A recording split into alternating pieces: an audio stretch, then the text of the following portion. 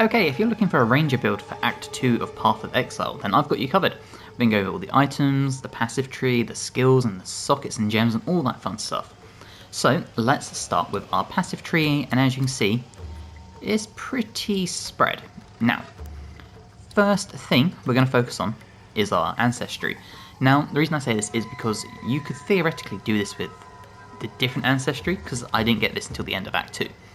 But for me, I went for this one, and I went for the passive points to gain the +1, and then Traveller's Wisdom to get the 5 passive points. As you can see at the top, I have 6 available. I haven't spent them, because I want you to be able to do this build without having to use them if you want to go down the other route of using a different Ancestry. So, with all that being said, we're going to start with our projectile damage, and we start with this route and get the 10% increase. We go along for another 10%, and then we go to the top right, and we follow it all the way along, taking those 10% until we get to Honed Instincts. So this will give you an 8% increased projectile speed, an 8% increased attack speed, and a +10 to dexterity. If you look on the right hand side of the screen, you'll see we have 30 strength, 59 dex, and 49 intelligence. So just bear that in mind. With this build, we're really going to be focusing on things like dexterity, attack speed, our projectile damage, projectile speed, all that type of stuff. Exactly what you'd expect from a dex-based character in any other video game. Now when we come to this route, we are actually going to take both of these options. We're going to come to the left first. We're going to take the Ailment Chance of a 10% increase, and Vile Wounds. They have 3% increased damage with hits against enemies affected by elemental ailments, and this comes in very handy. Coming back to Honed Instincts, we're going to go to the right hand path this time, and we're going to take the 10% projectile damage increase. We're going to take Clean Shot, 15% chance to pierce an enemy, 15% increased projectile damage, and then we're going to take the 10% increase to projectile damage from here. Now from here, we follow the path to the top, and this is where it gets a little convoluted almost, because with these nodes here, you can see we have Intelligence, Intelligence, Dexterity, Dexterity, Intelligence, all the way until we get to the end where we get our socket. With these nodes here, my suggestion is to use whatever you think you need at that point. The reason saying is, I can tell you to put Intelligence into this node here, but if you have an item that gives you 20 intelligence and you're only rocking 12 strength, you should put strength into it. So use these ones as you need to. Don't forget you can respec, so if you get to say here on the skill tree, and then you find something that gives you +45 intelligence, you can remove this node and put it into dex or strength. So just bear that in mind, but you will be taking this path all the way to the top until you get to your dual socket. Now with the dual socket, you want to go for something, as I said, that boosts your attack speed, your projectile damage, something along the lines of that.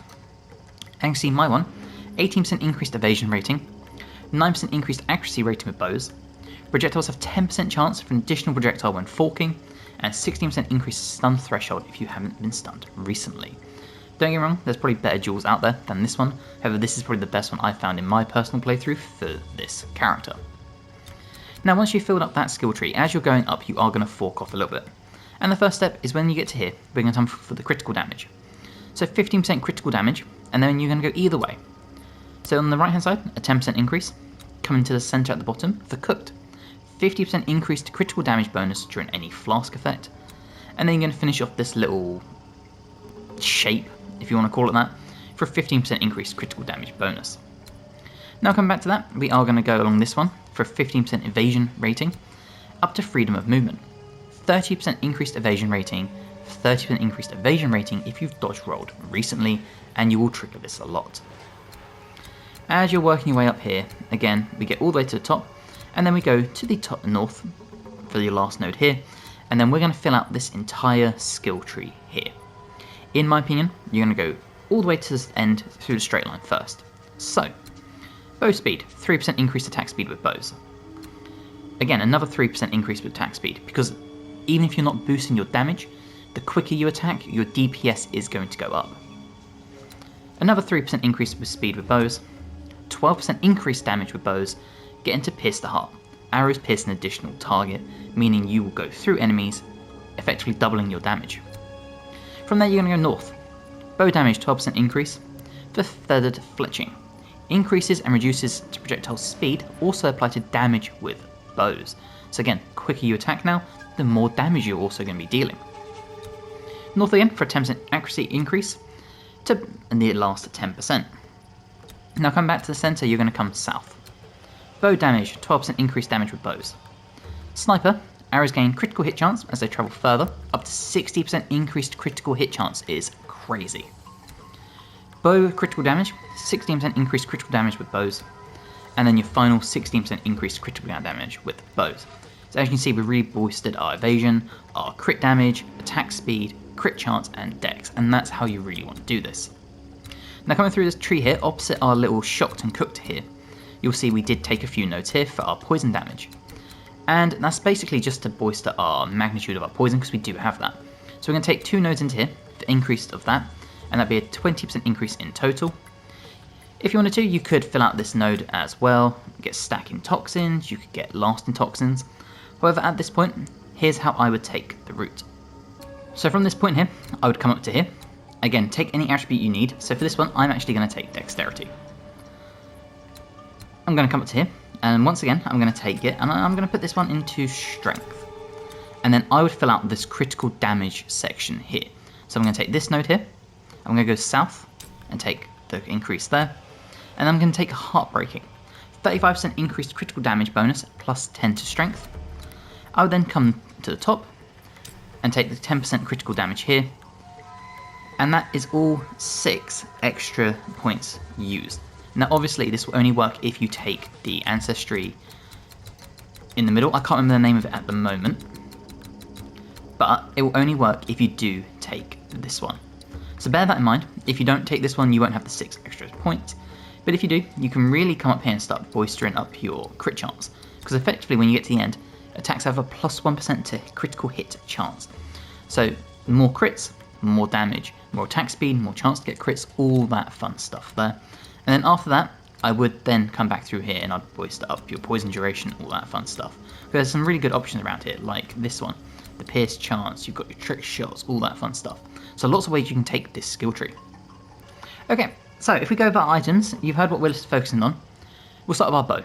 Plus 20 quality, physical damage 30 to 60. We have cold and lightning damage on it as well. 2 runes for 20% increased physical damage and a 1 to 20 lightning damage. Bow attacks for an additional arrow. Adds 5 to 11 physical damage, 38 to accuracy, 11% critical damage bonus. For a ring, we're using the Phoenix Band Iron Ring. Now again, lots of other options for this, but I really like the option of having the plus 7 to strength and the 32 accuracy rating. The 2-3 cold damage is also extra good, but there's probably better rings you'll have to find as you go through the game. For armour, I've had this armour, the Coat of Red Chain. I've got it to plus 9 quality. Armour and evasion ratings aren't amazing. However, 98% increased armour and evasion, plus 88 to maximum health, 86 to stun threshold, and a 25% chance to be inflicted with bleeding when hit. So again, it is the trade-off. There are going to be way better armours than this as you get into Act 3. I just happened to find this and it's worked really well for me. But again, I would focus on things like boost your evasion, maybe give you some life regen, boost your dex, all that sort of stuff. For headgear, we're using something that gives me an energy shield. We also get 25 to maximum energy shield, plus 112 to accuracy rating, plus 12 to intelligence, that really boosts up our elemental damage. For an amulet, plus 14 to dex, 15% increased evasion rating, 15% increased critical damage bonus, and a plus 5 to all attributes. For our next ring, 27 to maximum life and the life regen. Again, another ring that I could probably find better stuff, but I just haven't yet. For a quiver, I really like this quiver. Again, it is a special item, but you kind of want to take something that has the same sort of abilities. What I really like about this one though is the fire damage and the fact that it's so themed around that in terms of 50% increased chance to ignite, projectiles pierce or ignited enemies. Again, if you want to go with another quiver, depending on the damage type, you kind of want to focus on things that will either boost your crit chance or will give you something like ignite or shocked or frozen, something like that, just to help you sort of control the battlefield a little bit. For boots, I really love this one because it increased to movement speed, and increased armor, increased to maximum energy shield, 33% increased armor and energy shield as well. For a belt, I think this one's tremendous because it's plus 6 to strength and a 28 maximum life. Also boosts my resistances, and then there's a few things like the physical thorns damage. I'm never going to use that, but again, level 4 item, there's going to be way better belts as you start working through the game. And then for gloves, 25 to armor, plus 14 to maximum energy shield, plus 5 to intelligence, leech 4.3% of physical attack damage as mana. Not really handy, there's only a few little things here. Again, this is another item that you could definitely roll better stats on, but for me this has just worked very well. So if we look at our skills, obviously we're using our bow shot as our main skill, and if we check out our sockets, we're using Envenom, so 50% chance to poison on hit, and Lightning Infusion. Attacks gain 25% of damage as extra lightning damage, but would deal 50% less cold and fire. Next up we're using Lightning Arrow. For the sockets on that, we have Pierce. So, projectiles from support skills deal 30% less damage if they've pierced an enemy, but they do pierce them. And Chain. Support skills chain 1+ time, support skills chain 100% more times. After that we have the Poison Burst Arrow. So, targets can be affected by +1 poisons from support skills at the same time, but they have 30% less poison duration, so it dies quicker, the poison that is, but we can stack 2 lots of it. After that we have Escape Shot, and we've got a socket on it of Deep Freeze, so 50% chance of increased freeze duration. We're using the Storm Caller Arrow. The Herald of Thunder, and with that we have Magnified Effect, so 40% more area of effect, and Concentrated Effect. Supported skills deal 40% more area damage. We're using Toxic Growth, and again this is a really nice ability to just slow enemies down, but by the time it bursts they can leave it, so it's kind of a give and take. So overall that is my build. Let's go find some combat and show off. Okay, as you can see we're in the Dreadnought, so let's do this. You can see our arrows are going through enemies, hitting them with the Lightning Infusion and the Poison. And you can see we're firing 2 arrows at a time and they're piercing. Now again, we have our actual Poison Burst arrows, and you can see just how much damage these things do. We also have our Lightning, and as you can see that chains through so many enemies. Not the biggest damage, but you will hit multiple. It's all about the poison in my opinion with this build, and that is something going into Act 3 you are going to focus on. Your crit chance and your poison, because as you can see, the poison is doing wonders. It's such an easy way to dwindle down their numbers. Other than that, as previously stated, we do have things like our Poison Growth. So if we can just land something like that, there you go. And that is it.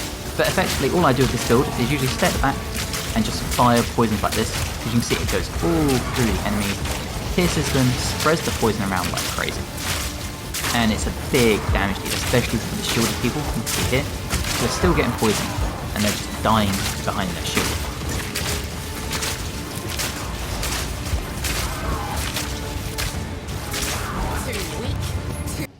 Okay, and that was the build, so you kind of get the gist of it. All about crits, all about the attack speed, damage, and the poisons, and lightning. Really fun way. I sort of blasted through Act 2, so if you can find even better equipment than me, you should just fly through it. So I really hope you have enjoyed this video. If you have, please drop this a like, it helps me amazingly. If you want to support the channel further, you can do by becoming a member today for less than a cup of coffee a month, and it helps me tremendously. Don't forget to leave in the comments what you do with this build, where else you take it on the passive tree, where else you take it like items wise, or the stats to look for. If you're not already, please subscribe to the channel for more guides to Path of Exile 2, Baldur's Gate 3, Dragon Age the Veilguard, all those awesome RPGs. And hopefully, I'll see you in the next one. Bye guys.